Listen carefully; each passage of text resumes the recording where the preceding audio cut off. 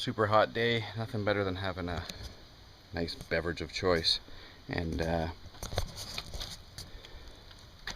doing your front center link on a Mercedes W202. I don't know why I'm doing this today. It's like 40 degrees Celsius with the humidity, which is about 105, 106 regular time or regular temperature Fahrenheit. So yeah, brilliant. Anyway, the center link attaches to the drag link in the steering arm. Sorry, yeah, bugs, yeah. Mosquitoes all over me. It attaches to the steering box and the drag link on your car.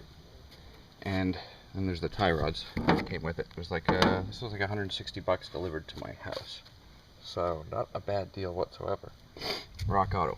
Why is my nose running today? I have no idea. Anyway, what can go wrong with the center link is you've got ball joints in here, ball joint in here. These don't go that often. They're just underneath protective caps. And like I said, they don't go that often. What usually goes is either your tie rod ends on the end, on each end, tie rod ends. And those can be replaced individually if you ever have to take them off and replace them. You can pop those off individually. They're like 20, 25 bucks. Probably get them somewhere at some discount place for 15. But I found that this link here is always what goes on when I've checked them. And what you do is just get someone in the car moving the steering wheel back and forth and put your hand on each one of these joints and you'll feel the play. And generally you're going to feel the play here or the tie rod end. Generally not the tie rod end in my from what I've found, it's generally this link here, which means you have to replace the whole thing. And they usually come with tie rod ends, so it's just kind of a bonus. So we'll take a look at what it is under the car.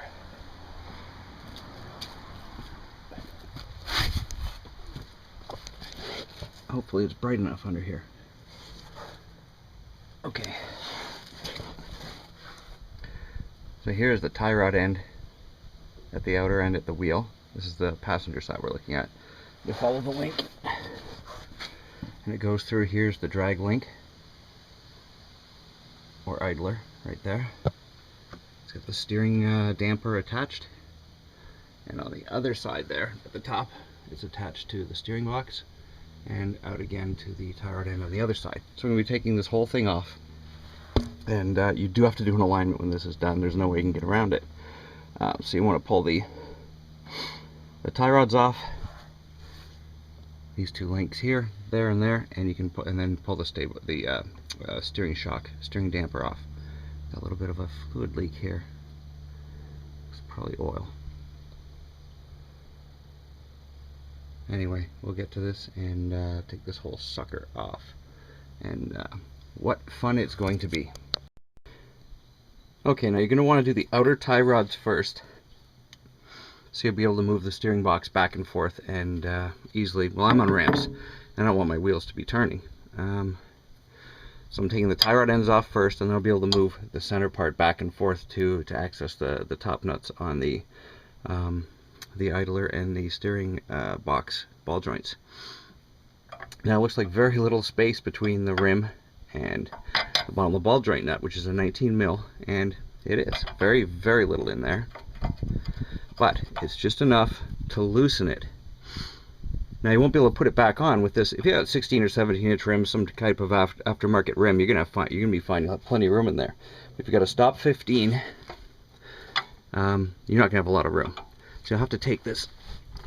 Hold on a second. Let me double up this.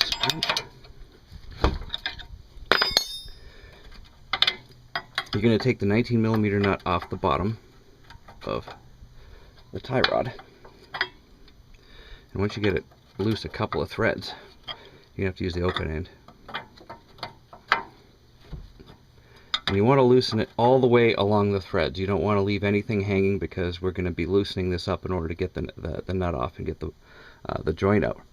Like once we bang on this and loosen the actual tie rod, get it popped up, then there'll be enough room to take this nut off without taking the wheel off. And if you haven't gotten the tie rod end nut here, the lower nut, off all the way on the bolt as far as you can, then you're gonna have a bitch that's gonna be spinning inside the ball joint. So anyway, because you probably don't want to watch me do this for 5 minutes. Well, not 5, about 2 or 3. It's still not exactly exciting, but anyway.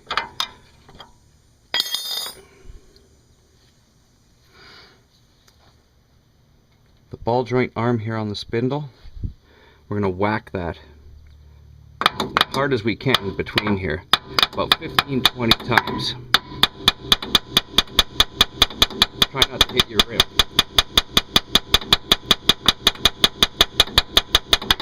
Now that vibration should loosen it up. And then we'll take a pickle fork and hammer it in. And where's my pickle fork? If you decide to take the wheels off and put this on jack stands, it's absolutely fine, and you'll have some weight hanging on the front end. You'll have weight hanging on this joint, and you may just be able to get it off just by whacking on it. But like I said, because I've got the car's on the ground, essentially, it's on ramps, and I don't have that option, so I'm gonna have to use a pickle fork. And anyway, hammering in from the front is a lot easier. You get more leverage. Depends on which direction you're coming from. You're probably going to hit the lower control arm here, and depends on how long your pickle fork is. Anyway, once we get this, I'm not going to do it yet because I want to get this nut all the way to the bottom, and then loosen the I'll break free the tie rod. Okay, so you see that I've loosened the lower nut there to the point where it was finger tight, so that now that the ball joint is ball joint tie rod end is loose, it's just floppy up and down in there, and we can actually get this nut off with clearance between the wheel. And again, this is only going to matter if you're using ramps and not jack stands. Now don't where am I looking here? Don't touch the tie rod adjusting nuts. Don't take these off. You're going to have to use it to essentially measure the distance, the width of the rack that you're taking off with the one you're putting on. Before you get it to the alignment shop, you want to be actually able to drive it there and not tow it. So anyway, so next we're going to work on the steering bolts. Actually, I'm going to take the damper off first, and I think, if I'm not mistaken, those are 17s. Anyway, I'll be back to you in a second. Okay, now for the passenger side, the idler pulley. This would be driver's side in right-hand drive countries. Anyway, if you've got enough extensions, you can get on that from the top. Just once you've taken the tie rod ends off, you'll be able to move the rack back and forth until that top nut, you just see at the end of the socket, obviously there, is right in behind the engine mount, and then you can just take that off. It's a 19 mil. Not so much luck with the driver's side, so I'm going to take this nut off and we'll be back. Now, I know I said the driver's side you're probably not going to be able to get on and get to from the top, but I was wrong. Once you got enough extensions and a swivel, and I inserted it from up here, or from down here. I put it on down here and threaded it all the way up, so because it was kind of hard and almost impossible to see from up there, especially in the bright sunlight. You can't see down into here. So yeah, I got that on. Now we'll go up top and take this bolt off. Okay, using a friendly neighborhood pickle fork. Passenger side idler is loose. Just working on the driver's side now.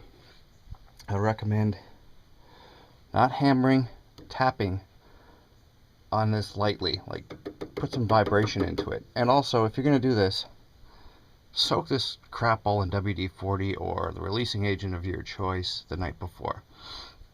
It's not going to hurt anything. It's going to help everything come out and be a lot looser. This came out with like 4 whacks on this side. This side I've hit it a bunch of times. It's not coming out. And I've been tapping on the main steering arm and trying to get some vibration in there. And I'm going to spray some more WD-40 in there where it couldn't get under when I had the bolt on, and the vibration will allow that to penetrate and go down by the threads. Kampai, taking a break. It's freaking hot. And one thing I just noticed, my new lovely center link did not come with tightening nuts for the tie rod ends, unless they were in the box, which I threw away about 4 days ago. So too late for that. I'm going to be saving the ones off of the one on the car. So anyway, check that kind of stuff, you never know. Wow, these joints are so nice and tight compared to the ones on the car. This is going to feel so much better. Okay, I've got the center link off both joints at the bottom. Now I'm looking at my wheels. They're slightly turned on the ramps. So I mean, the alignment guide's going to do this anyway. Better if it's a good shop, they're going to line up your wheel straight and then do the alignment. But anyway, let's help them out, make sure it's perfect. So I'm going to turn the wheel slightly to the left like the wheels are. And then we're going to go underneath.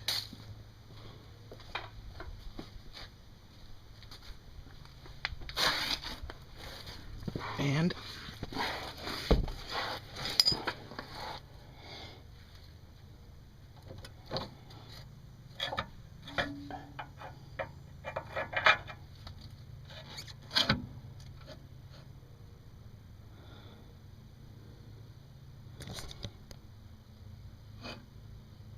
take a look at where the steering gear is, because you don't want it to move. You want to kind of take note as to where it is. So I'm going to line it up with this bracket here for the steering stabilizer. It's kind of just to the left of the bracket. This corner is pointing right in the center. So I'm just going to keep that in mind when I'm putting the new one on. And the steering stabilizer is 17mm bolt on this side and 17mm nut and bolt on the end that mounts to the frame. I've just placed that behind my, in the back, in the direction that it goes on the car, just so I don't forget. The big end is toward the steering box and the smaller end is on the other side. But anyway, just put it, when you take it off, just place it in the position that's going to go back on in the car and you won't forget it. And we're going to stick the new one in. We're going to pull this one out and match it up to the new one. Okay, I'm measuring center to center on this one side, and it is 16, almost dead on. So that'll be close enough for the women I date. Oh, that's a bad saying. Girlfriend will kill me. Anyway, I didn't say that. This will be close enough for the alignment shop. And so anyway, we're going to pull the old one off and put this one on. We'll match it up to 16 as well. That's inches.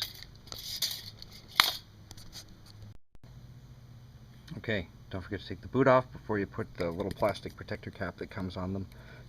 Make sure to take that off. And put the new tie rod end on and tightened it up. It's a 5/8 on this one anyway.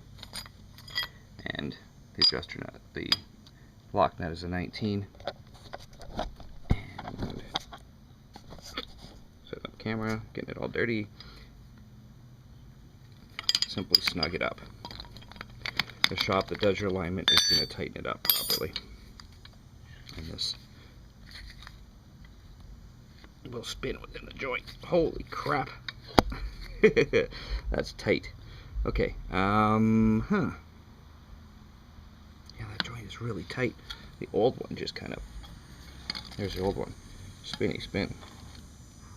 That just spins any which way but loose. This one is tight. So, anyway, it will turn. So it'll go down in the spindle. You'll be able to turn it. It is just tight. Might as well take these caps off now, so we don't forget to do it later. It is a pain in the ass when you forget them. That one's off. So we're just going to measure up the other side and do that one, and then we'll start putting her back in the car. Okay, now we're putting the center link back in. It's kind of like Jenga, weaseling it in from one side to the other, and we're going to pop it. Like I said, we're going to make sure that steering wheel, the steering gear stays in the same steering arm. We want that to stay in basically the same position, and we're going to work everything else off of that. So we'll put that in first, and then just pop everything back in the reverse of pulling it out, basically, and I'll show you when it's done. Now, even though I measured, I'm still having to adjust the tie rod so I can get it into the spindle there, the end of the tie rod, and I had to pull it in a little bit. Loosened up the lock nut there, and a pair of vice grips to move that center shaft to move the arm back and forth. Like I said, you just want to get it about as close as you can for the alignment guides and drive straight to the alignment when this is done. There's the steering link in, idler link in. I haven't done the other side tie rod yet, and I still have to do the shock absorber, steering shock absorber. Okay, final. So I gotta use a flashlight. This light doesn't get out of the car. It's still super bright out. Anyway, adjust the ends so that we could meet up with the spindle. Everything else is bolted up. Steering stabilizer is bolted up. I'm going to change the oil while I'm down in here. And I'm going to drive nowhere other than to a shop tomorrow morning to get this aligned. You don't want to drive it whatsoever. You're going to tear your tires up if you do. There's no way you got this. I mean, there's a there's a lottery's chance that you got this done perfectly, you know, but I somehow doubt it. Let's take a quick look at where that tire's pointed. A few degrees to the left. Approximately the same, so that should be good enough for it to get there. Anyway, that's about it. Tighten everything to about 50 pound-feet of torque, between 40 and 50. If you're using rusty bolts again, you probably have to increase that because rusty bolts take a heck of a lot more torque than they're supposed to in order to get to the right tightness. That's why you should always clean your threads and lubricate everything. Anyway, that is about it. If I left anything out, throw something in the comments and let me know, and I will fill you in. I would figure it took me about 3.5 hours to do this, but probably a good hour and a half of that was monkeying around with other stuff, playing with the motorcycle, getting distracted.